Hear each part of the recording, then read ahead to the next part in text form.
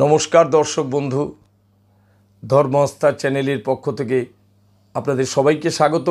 আশা করি আপনারা প্রত্যেকে ভালো আছেন, সুস্থ আছেন।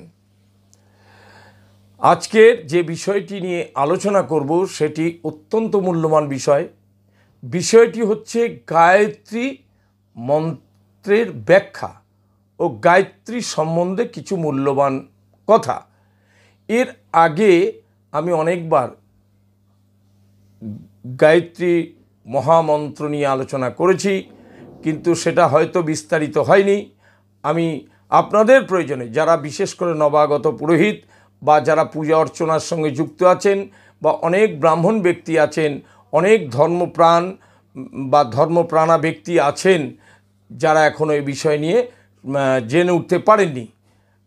প্রথম কথা হচ্ছে, গায়ত্রী নিয়ে বিস্তারিত বক্তব্য এটা সবার দ্বারা সম্ভব হয় না। আমরা যেটুকু মাত্র জেনেছি সেইটুকুই নিয়ে আপনাদের সামনে এসেছি, কারণ বিষয়টি যে গূঢ় তাৎপর্য অনেক অনেক কঠিন ব্যাপার। যাই হোক, যারা বেদজ্ঞ মানুষ, যারা শাস্ত্রজ্ঞ মানুষ, যারা মহাপণ্ডিত ব্যক্তি আছেন তারা জানেন। যারা এখনও জেনে উঠতে পারেননি তাদের উদ্দেশ্যেই আমার এই আলোচনা। যাই হোক, আপনারা ভিডিও ছেড়ে কোথায় যাবেন না, সম্পূর্ণটাই দেখবেন। দেখলে আপনাদেরই উপকার হবে। এবং আরেকটি কথা বলে দিই, যে অনেকে বলেন আমি খুব আস্তে আস্তে কথা বলি। তো আমি আস্তে আস্তে কথা বলি এই কারণেই যে আপনাদের বোঝবার স্বার্থে। তাই আমি সেই কথাটি মাথায় রেখে আমি একটু তাড়াতাড়ি বলবার চেষ্টা করব। আপনি বা আপনারা বিষয়টি মন দিয়ে শুনবেন, শুনলে আপনারাই উপকৃত হবেন। বিষয়টি আগেই বলেছি, গায়ত্রী মন্ত্রের সহজ সরল ব্যাখ্যা এবং গায়ত্রীর মহামন্ত্র সম্বন্ধে কিছু আলোচনা। এবং যদি ভালো লাগে তাহলে চ্যানেলটি সাবস্ক্রাইব করবেন মনে করে। অনেক বন্ধু আছেন ভিডিও দেখেন, কিন্তু তাকে জিজ্ঞাসা করার পর জানা যায় তিনি চ্যানেলটি সাবস্ক্রাইব করেননি। চ্যানেলটি সাবস্ক্রাইব না করলে কি অসুবিধা হয়, চ্যানেলটি সাবস্ক্রাইব করলে কি সুবিধা হয়? চ্যানেলটি সাবস্ক্রাইব করলে আপনাদের সামনে যত সব ভিডিও আমার তরফ থেকে যত রকম ভিডিও আছে সব আপনি পেয়ে যাবেন অনায়াসে। আর সাবস্ক্রাইব না করলে কি হয়, আপনাকে খুঁজতে হবে, আপনি খুঁজে পাবেন না সহজে। তা যাই হোক দর্শক বন্ধু, আসল বিষয়টিতে আসি, গায়ত্রী সম্বন্ধে কিছু আলোচনা। আমরা জানি হিন্দুদের সমস্ত যত মন্ত্র আছে আমাদের হিন্দু সনাতন ধর্মের মধ্যে সবথেকে শক্তিশালী মন্ত্র হলো এই গায়ত্রী মন্ত্র। ব্রহ্মা এই মন্ত্রটি দৈববাণীর মধ্যে জেনেছিলেন। এই মন্ত্র উচ্চারণের গুণে তিনি এই পৃথিবীর সৃষ্টিকর্তা হয়েছিলেন। গায়ত্রী মন্ত্র আরও ভালো করে বোঝবার জন্য ব্রহ্মা 4টি বেদ রচনা করেছিলেন।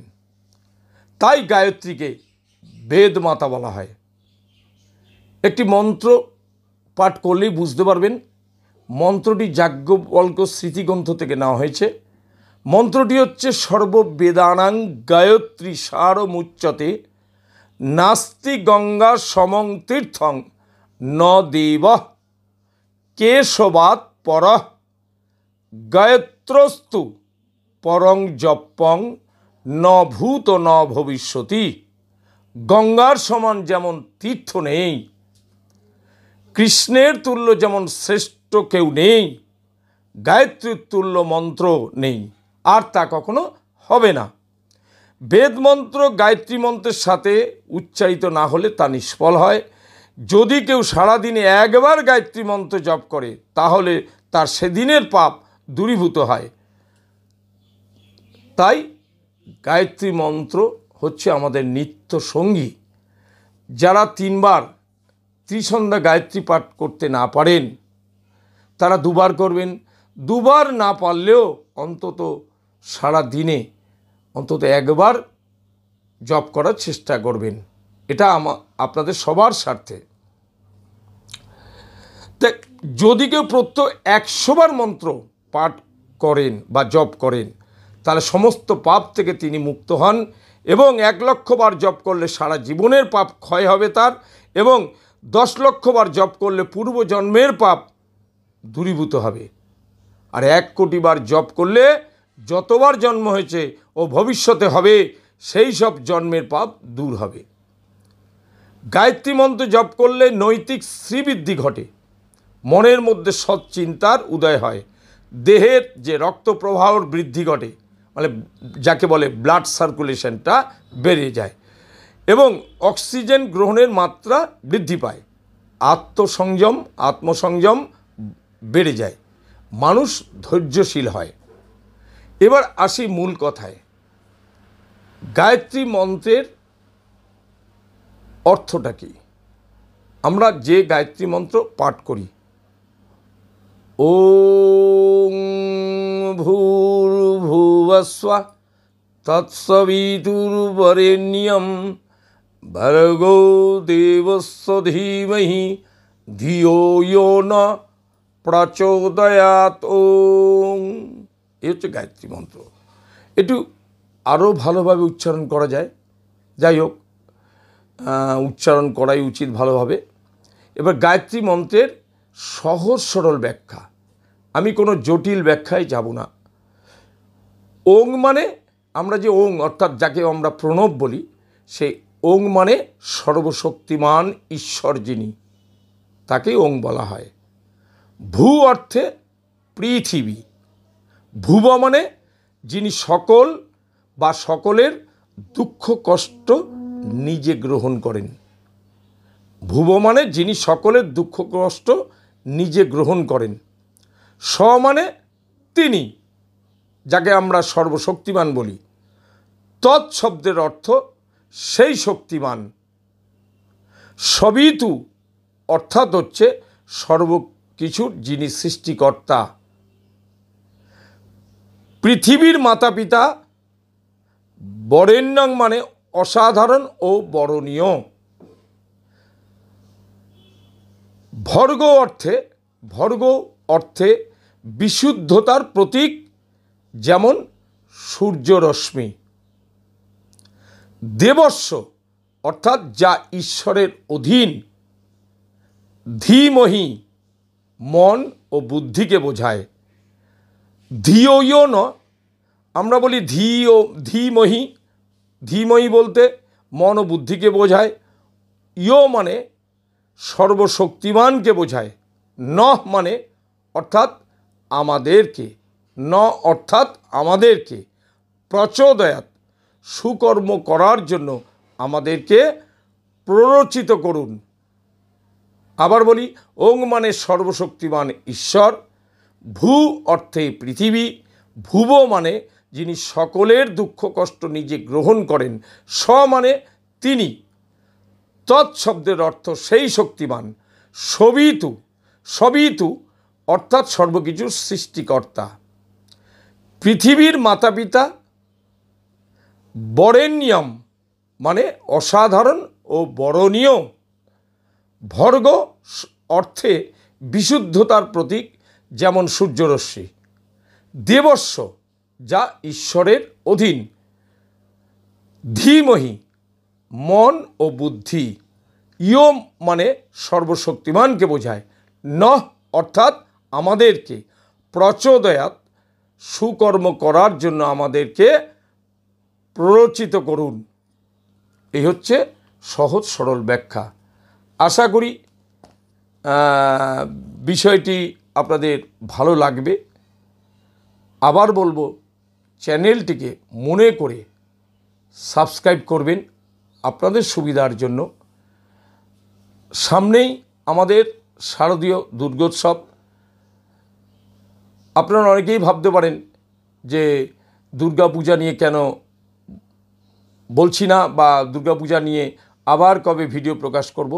আমি দুর্গাপূজা নিয়ে আমি ইতিমধ্যে 2টো ভিডিও এনেছি আপনাদের সামনে, আপনারা অনেকেই দেখেছেন। দুর্গাপূজা নিয়ে প্রতিবারই আমি ভিডিও করি, আবার অনেক ইউটিউবারই করেন, অনেক পণ্ডিত ব্যক্তিও করেন, এবং অনেক মানুষও করেন, আপনারা দেখেছেন। আমিও করেছি বহুবার, এবারও 2টো ছেড়েছি।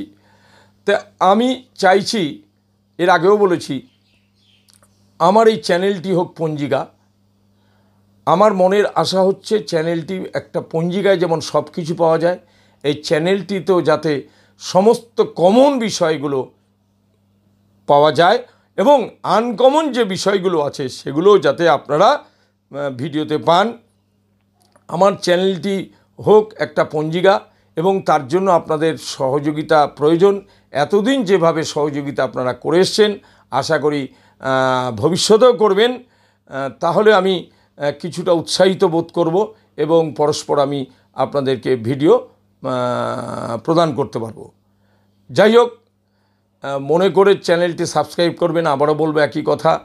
আরেকটা কথা বলবো, আপনারা অনেকেই আমার ভিডিও দেখেন বা আপনাদের বাড়িতে কম বেশি যে কোনো কাজ হয়, আমি শুধু পুরোহিত বন্ধুদের উদ্দেশ্যেই বলছি না, আমি যারা পুরোহিত বন্ধু নন, এমনি সাধারণ মানের লোক, যাকে আমাদের কথায় আমরা যজমান বলি, তারাও অনেক সময় ভিডিও দেখেন এবং এই সমস্ত বিষয় নিয়ে তারা অনেক বেশি আগ্রহী।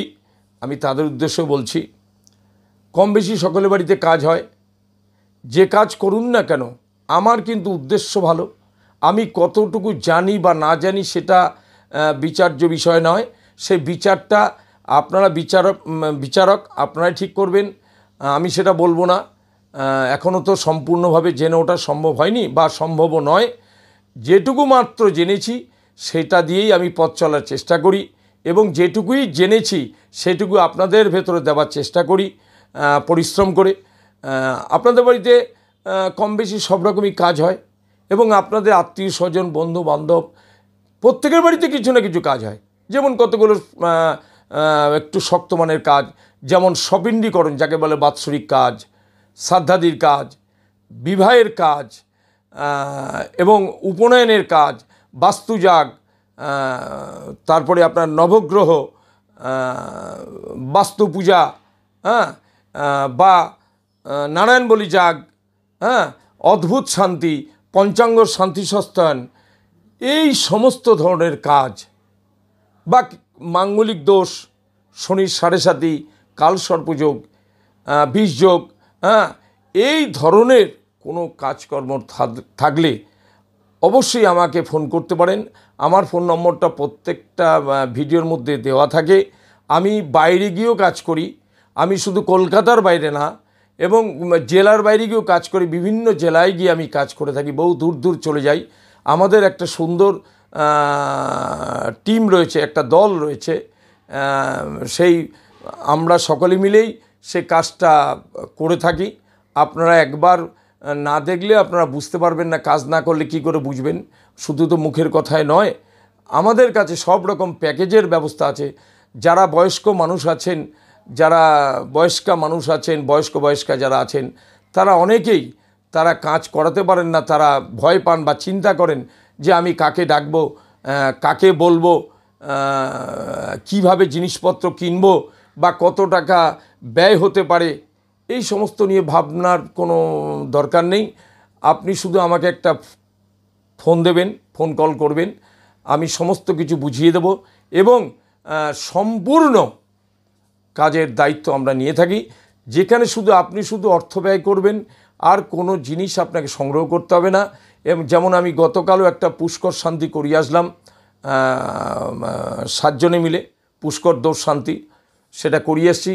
ভদ্রলোকের বয়স প্রায় 78, তার ওয়াইফ গত হয়েছেন, তার 2টি মেয়ে আছে, তারা বিদেশে থাকেন এবং তিনি কি করে পারবেন সমস্ত ব্যবস্থা, তারা শুধু একটু খাবার জলের ব্যবস্থা করেছেন আর কিছুই তাকে করতে হয়নি, সব ব্যবস্থা আমরা নিজেরা করে নিয়েছি। যাই হোক দর্শক বন্ধু, যে কোনো কাজ যদি ভালো ফল পেতে হয় তাহলে একটু যোগ্যসম্পন্ন ব্যক্তিকে দিয়ে কাজ করান। আপনারা ভাববেন না আমাকে দেখছেন বলে, পরিষ্কার কথা, আমাকে ভিডিও দেখছেন বলে আমাকেই ডাকতে হবে।